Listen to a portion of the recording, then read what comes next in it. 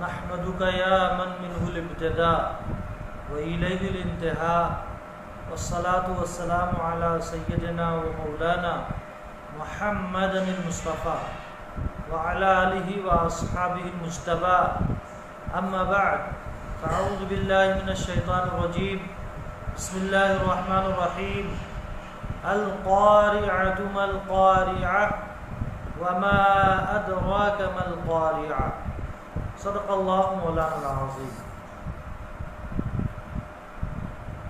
حضرات سامعین و ناظرین، انشاءاللہ تبارک و تعالی آج اس مبارک سلسلے کی آخری مجلس اور آخری درس ہے۔ آج کے بعد انشاءاللہ یہ اختتام پذیر ہوتا ہے مبارک سلسلہ۔ زندگی رہی تو کبھی انشاءاللہ پھر قرآن پاک کی کسی سورہ یا کسی پارے کی تفسیر لے کر کے حاضر ہوں گا۔ آج سر درس کلام پاک کی 4 سورتوں کی تفسیر بیان ہونا ہے۔ پہلی سورہ سورہ قاریعہ یعنی القاریعۃ ما القاریعہ، اور دوسری سورہ سورہ تکاثر یعنی الہاکم التکاثر، اور تیسری سورہ سورہ عصر یعنی والعصر ان الانسان لفی خسر، اور چوتھی سورہ سورہ ہمزہ یعنی ویل لکل ہمزۃ لمزہ۔ ان 4 سورتوں کی تفسیر بیان ہوگی، مگر سب سے پہلے سورہ قاریعہ پر آتے ہیں، اس کا خلاصہ جان لیں۔ اللہ تبارک و تعالی نے اس میں قیامت کی ہولناکیوں کے بارے میں فرمایا ہے۔ قیامت کے بارے میں فرمایا ہے کہ قیامت کے دن پہاڑ دھنکے ہوئے اون کی طرح اڑ رہے ہوں گے ادھر ادھر، اور لوگ پتنگوں کی طرح یا پروانوں کی طرح ادھر ادھر ہوں گے، کوئی ادھر جا رہا کوئی ادھر جا رہا بے ترتیب۔ اور اس کے بعد اللہ تبارک و تعالیٰ نے اس میں میزان کے بارے میں کہ نامہ اعمال تولے جائیں گے، تو جس کی نیکیوں کو پلڑا بھاری ہوگا اسے اچھی زندگی یعنی جنت کی زندگی ملے گی، اور جس کے نیکیوں کا پلڑا ہلکا ہوا اور اس کے گناہوں کا پلڑا بھاری ہوا اور اس کی مغفرت نہیں ہوئی، اللہ نے معاف نہیں فرمایا، تو اسے دوزخ کی زندگی گزارنا۔ یہ سورہ کا لب لباب اور اس کا خلاصہ تھا۔ اب ترجمہ سن لیں، پھر ایک ایک آیت کی تفسیر۔ القاریعۃ دل کو دہلا دینے والی، مل قاریہ کیا ہے دل کو دہلا دینے والی، وما ادراک مل قاریہ اور تم کیا جانو کہ کیا ہے دل کو دہلا دینے والی۔ یوم یکون الناس کالفراش المبثوث، جس دن لوگ پتنگوں کی طرح بکھرے ہوئے ہوں گے، متفرق ہوں گے۔ جس طریقے سے پتنگے پروانے کے پاس کوئی آتا ہے کوئی جاتا ہے یعنی بے ترتیب ہوتے ہیں اس دن کی ہولناکی کی وجہ سے، ایسے پتنگوں کی طرح پروانوں کی طرح لوگ ہوں گے۔ وَتَكُونُ الْجِبَالُ كَالْعِهْنِ الْمَنفُوشِ، اور اس دن پہاڑ رنگین دھنکی ہوئی اون کی طرح ہوں گے۔ جیسے رنگین اون کو دھن دیا جائے، کوئی ادھر جاتا ہے کوئی ادھر فوہ اس کا اڑتا ہے، وہی حال پہاڑوں کا ہوگا۔ فَأَمَّا مَنْ ثَقُلَتْ مَوَازِينُهُ فَهُوَ فِي عِيشَةٍ رَاضِيَةٍ، تو جس کا پلڑا بھاری ہوگا، مطلب نیکیوں کا پلڑا جس کے بھاری ہوگا، فَهُوَ فِي عِيشَةٍ رَاضِيَةٍ، تو خوشحال زندگی میں ہے۔ وَأَمَّا مَنْ خَفَّتْ مَوَازِينُهُ، اور جس کا ترازو ہلکا ہو، مطلب نیکیوں کا پلڑا ہلکا ہو، فَأُمُّهُ هَاوِيَةٌ، تو اس کا ٹھکانہ ہاویہ یعنی جہنم ہے۔ وَمَا أَدْرَاكَ مَا هِيَ، اور تم کیا جانو وہ کیا ہے، یعنی ہاویہ کیا ہے، نار حامیہ، وہ جلتی اور سلگتی ہوئی آگ ہے، یعنی اس کا ٹھکانہ جلتی اور سلگتی ہوئی آگ۔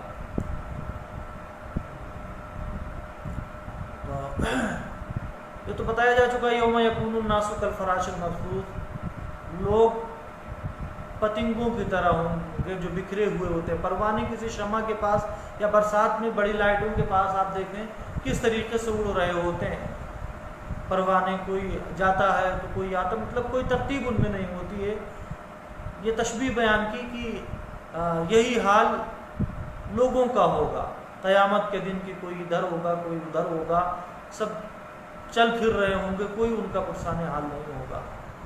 وَتَكُونُ الْجِبَالُ كَالْعِهْنِ الْمَنْفُوشِ، اور پہاڑ رنگین دھنکی ہوئی اون کی طرح ہوں گے۔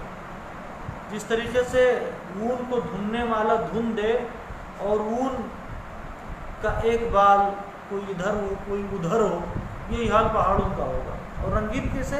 اس لیے کہ پہاڑوں کا کلر الگ الگ ہے، کوئی سنگ مرمر کا ہے تو کوئی کسی میں کالے پتھر ہیں تو کسی میں بھورے پتھر ہیں، تو جیسے پہاڑ ہیں اسی اعتبار سے وہ اڑ رہے ہوں گے۔ جبکہ پہاڑ اتنی مضبوط چیزیں ہیں، تو جب پہاڑ اڑ رہے ہوں گے تو انسانوں کا کیا حال ہوگا جو کہ کمزور ہے۔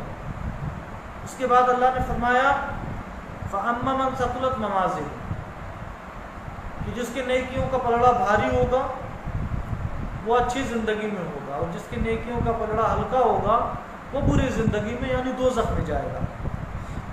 عقیدے کی بات ہے کہ میزان حق ہے، یعنی نامہ اعمال تولے جائیں گے، اس پر یقین رکھنا یہ ایمان کا حصہ ہے۔ اللہ تبارک و تعالی میزان قائم کرے حجت قائم کرنے کے لیے، اور ایک وجہ یہ بھی ہے کہ نیکوکاروں کی عظمت ظاہر ہو جائے اور بدکاروں کی تباہی لوگ کھلی آنکھوں سے دیکھیں۔ تو میزان قائم کرے گا، ترازو کے دو پلڑے ہوں گے، پہلا پلڑا زمین اور آسمان کے برابر، اور دوسرا بھی ایسے ہوگا بیچ میں اس کی زبان ہوگی یعنی کانٹا۔ دنیا میں جو ہم اب تو ڈیجیٹل ترازو چلنے لگے، جب ڈیجیٹل ترازو نہیں تھے تو جب ہم تولتے تھے تو کانٹا یہاں ہمارے ہاتھ کے پاس ہوتا تھا، ایک پلڑا دائنی طرف ایک پلڑا بائیں طرف، تو جس میں وزن زیادہ ہوتا تھا وہ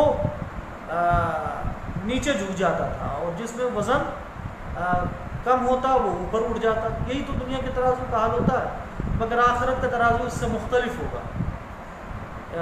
کیا کہتے ہیں، گریویٹی دنیا میں نیچے کی طرف کھینچتی ہے اور آخرت میں اوپر کی طرف کھینچے گی، کہ جو بھاری ہوگا وہ اوپر اٹھ جائے گا اور جو ہلکا ہوگا وہ نیچے رہے گا۔ یہ اتنا سا فرق ہے۔ تو کچھ لوگ تو ایسے ہیں، کئی طرح کے لوگ ہیں۔ کچھ لوگ تو ایک روایت یہ ہے کہ نیکوکار اور بدکار سب کے نامہ اعمال سب کی نیکیاں تولی جائیں میزان عمل پر۔ نیکوکاروں کے ساتھ جنہوں نے کوئی گناہ ہی نہیں کیا، سب نیکیاں ہیں، تو ان کا کیوں تولا جائے گا؟ ان کا صاحب اس لیے تولا جائے گا تاکہ ان کی عظمت پتہ چل جائے لوگوں کو، ان کی شان دکھانے کے لیے۔ اور جن کے پاس کوئی نیکی نہیں، جسے کافر، ان کا کیوں تولا جائے گا؟ اور زیادہ ان پہ عذاب نازل کرنے کے لیے کہ جہنم میں جانے سے پہلے وہ ڈر جائیں، اور تاکہ دوسرے لوگ انہیں دیکھیں۔ ایک تو یہ، اور بعض لوگ یہ کہتے ہیں، خاص کر امام سیوطی رحمۃ اللہ تعالیٰ علیہ، کہ کچھ لوگ ایسے ہوں گے جن کا نامہ اعمال تولا ہی نہیں جائے، بے حساب کتاب اللہ تبارک و تعالیٰ انہیں جنت بھیج دے گا۔ اور کچھ لوگ کافر ایسے ہوں گے کہ جنہیں حساب لینے کی ضرورت ہی نہیں، ان کا حساب کتاب ہی نہیں لیا جائے گا، انہیں کیا سیدھے بھیج دیا جائے گا دوزخ کی طرف۔ اللہ فرماتا ہے فَيُؤْخَذُ بِالنَّوَاصِي وَالْأَقْدَامِ يُعْرَفُ الْمُجْرِمُونَ بِسِيمَاهُمْ فَيُؤْخَذُ بِالنَّوَاصِي وَالْأَقْدَامِ۔ سورہ رحمان میں کہ جو مجرمین ہیں، جو کافرین ہیں، انہیں ان کی علامتوں سے پہچان لیا جائے گا کہ یہ جہنمی ہے، تو ان کے یا تو پیشانی کو، سر کو پکڑ کے اور پھینک دیا جائے گا دوزخ میں، اور یا تو ان کے پیر کو گھسیٹ کے دوزخ میں پھینک دیا جائے گا۔ اور تیسرا یہ ہے کہ جو عام مومنین گناہگار ہیں، ان کے نامہ اعمال کو تولا جائے گا گناہگاروں کے، تو اگر نیکیوں کا پلڑا صاحب بھاری ہو گیا تو انہیں جنت میں جانا ہے، اور اگر نیکیوں کا پلڑا ہلکا ہوا تو دوزخ میں، وہ بھی ہمیشہ دوزخ میں نہیں جانا ہے۔ اگر حضور کی شفاعت نصیب نہ ہوئی، اللہ نہ کرے ایسا ہو، یا اللہ نے اپنی طرف سے معاف نہیں فرمایا، تو ایک متعینہ مدت کے لیے اسے دوزخ میں جانا ہوگا، اور جب پاک ہو جائے گا وہ گناہوں سے تو اسے جنت میں ڈال دیا جائے گا۔ بڑی پیاری مثال فقہ نے دی ہے کہ مٹی ناپاک ہو اور اسے جلا دو، گھڑا بنا دو، تو پاک ہو جاتی ہے مٹی، اس کی حقیقت بدل جاتی ہے۔ ایسے جب گناہگار مومنین دوزخ میں ڈالے جائیں گے اور دوزخ کی آگ انہیں لگے گی تو وہ پاک صاف ہو جائیں گے اور وہ جنت میں ڈال دیے جائیں گے، نکال کر کے وہاں سے۔ سبحان اللہ۔ تو اچھا، کافر کے پاس ایک بھی نیکی نہیں ہوگی، اس لیے کہ نیکی کا دار و مدار ایمان ہے، ایمان سلامت ہے تبھی نیکیاں کام کریں گے۔ اگر ایمان سلامت نہیں ہے تو کوئی کتنی نیکی کر لے، آخرت میں کوئی بھی اجر اسے ملنے والا نہیں ہے۔ پھر اللہ کیوں فرماتا ہے وَأَمَّا مَنْ ثَقُلَتْ مَوَازِينُهُ فَهُوَ فِي عِيشَةٍ رَاضِيَةٍ فَأَمَّا مَنْ ثَقُلَتْ میں آیت پڑھ دیتا ہوں، فَأَمَّا مَنْ ثَقُلَتْ مَوَازِينُهُ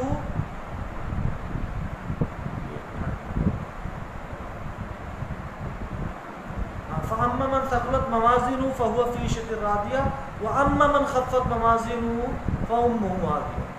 تو جس کا نامہ اعمال بھاری ہوگا تو اچھی زندگی میں، اور جس کا ہلکا ہوگا نیکیوں کا پلڑا وہ دوزخ میں، بری زندگی میں۔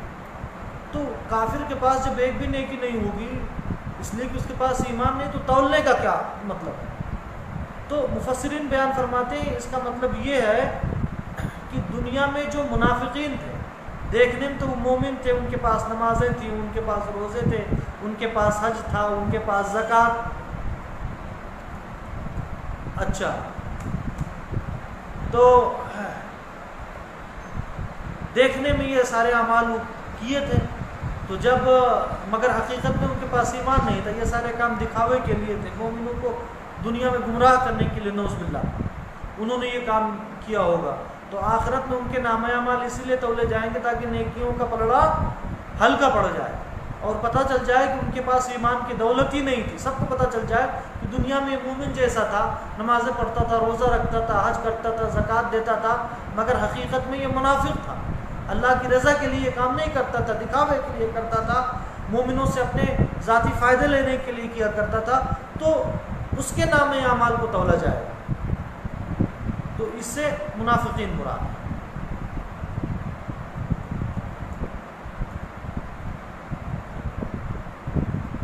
اچھا، کچھ صوفیہ کرام بیان فرماتے ہیں، مختلف حدیث پاک ہیں کہ اللہ تبارک و تعالی کل صراط پہ نماز کے بارے میں پوچھے گا، روزے کے بارے میں پوچھے گا، حج کے بارے میں پوچھے گا، زکوٰۃ کے بارے میں پوچھے گا۔ یعنی جو نمازی ہے کل صراط پہ اس سے بھی پوچھا جائے گا، جو روزہ دار ہے اس سے بھی پوچھا جائے گا، جس نے زکوٰۃ ادا کی اس سے بھی پوچھا جائے گا، جس نے حج کیا اس سے بھی پوچھا جائے گا کہ حج کیا یا نہیں کیا۔ مگر جو اہل بلا، جو آزمائش والے ہیں، ان سے کوئی سوال نہیں ہوگا، وہ سیدھے پل صراط پار کر جائے گا۔ اور دوسری حدیث پاک میں یہ ہے کہ شہید تک سے پوچھا جائے گا، تو شہید سے بڑی آزمائش کس کی ہوگی؟ اور ایک روایت میں یہ ہے کہ جس کا نیک بچہ فوت ہو جائے، نیک اولاد جس کی فوت ہو جائے، اس کے بارے میں پوچھا جائے گا۔ تو اولاد کا انتقال اس سے بڑا صدمہ اور آزمائش اور کیا ہے دنیا میں؟ تو پھر وہ کون لوگ مراد ہیں کہ جن سے پل صراط پہ سوال و جواب نہیں ہوگا؟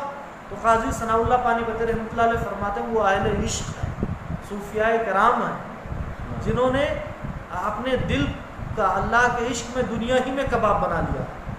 کباب آہو میں بھی نہ پایا مزہ جو دل کے کباب میں ہے۔ اور کوئی فارسی کا شاعر وہ کہتا ہے کہ محشر کا سورج اسے کیا جلائے گا جو اللہ کے عشق میں جس نے اپنے آپ کو اس دنیا میں جلا لیا۔ اور ایک اور روایت میں ہے کہ ہر چیز کا حساب ہوگا سوائے ان آنسوؤں کے، کہ آنسوؤں کو اللہ تبارک و تعالی جب دوزخ کی لپٹیں آئیں گی تو جنہوں نے اللہ کی یاد میں آنسو بہائے ہیں، روئے ہیں، ان آنسوؤں کو پھینکا جائے گا اور دوزخ کی آگ جتنی تیزی سے بڑھی تھی اتنی تیزی سے پیچھے چلی جائے گی۔ وہ آنسو کن کے ہوں گے؟ وہ اہل عشق کے ہوں گے، وہ صوفیہ کے ہوں گے۔ تو پل صراط پہ سب سے تو سوال ہوگا، مگر اہل دل، اہل عشق جو ہیں پل صراط پر حدیث پاک کی روشنی میں پتہ چلتا ہے کہ ان سے کوئی سوال نہیں ہوگا، اس لیے کہ اہل بلا سے مراد اہل عشق ہے۔ اس لیے کہ عشق سے بڑی کوئی مصیبت نہیں، عشق حقیقی سے بڑی کوئی مصیبت نہیں۔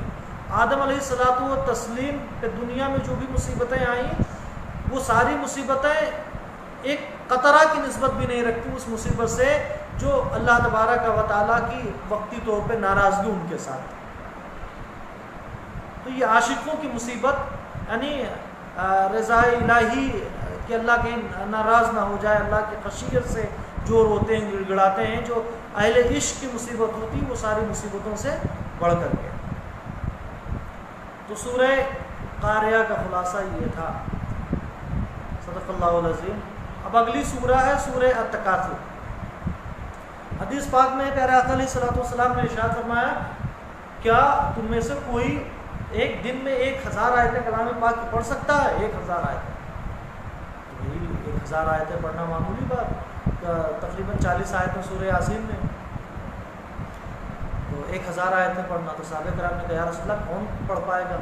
تو حضور صلی اللہ علیہ وآلہ وسلم نے ارشاد فرمایا کہ جو الہاکم التکاثر پڑھ لے تو اسے 1000 آیتوں کے پڑھنے کا ثواب ملتا ہے۔ اب آتے ہیں اس کی تفسیر میں۔ شان نزول، اس کے شان نزول میں یہ ہے کہ کفار مکہ یا مدینہ طیبہ کی یہود اپنے دنیاوی مال پہ فخر کرتے تھے کہ ہمارے پاس اتنا مال ہے، ہمارے پاس اتنا مال ہے، یہاں تک کہ بعض لوگ نے اتنا فخر کیا کہ ظاہری چیزوں کو جوڑنے کے بعد اس کے بعد پکڑ پکڑ کے لوگوں کو لے کے جا کے دکھایا، دیکھو یہ ہمارے باپ کی قبر ہے، یہ ہمارے دادا کی قبر ہے، ہمارے خاندان کا یہ قبرستان ہے، ہمارے مردے بھی سب سے زیادہ ہیں۔ تو آل اولاد و مال پہ تو فخر چھوڑ دو، انہوں نے اپنے مردوں تک کوئی فخر کیا۔ اللہ تبارک و تعالیٰ نے فرمایا الہاکم التکاثر، مال کی کثرت طلب نے تمہیں غافل کر دیا۔ کس سے؟ مال دینے والے سے، اللہ تبارک و تعالیٰ سے۔ تلاش رزق ہے تجھ کو، رزاق کا خیال ہے۔ کب تک؟ حتی زرتم المقابر، قبر میں جانے تک۔ جب تک قبر کو تم نہ دیکھ لو تب تک مال کی کثرت طلب نے تمہیں مالک سے غافل کر رکھا ہے۔ یہی ہوتا ہے انسان جب سے ہوش سنبھالتا ہے اور آخری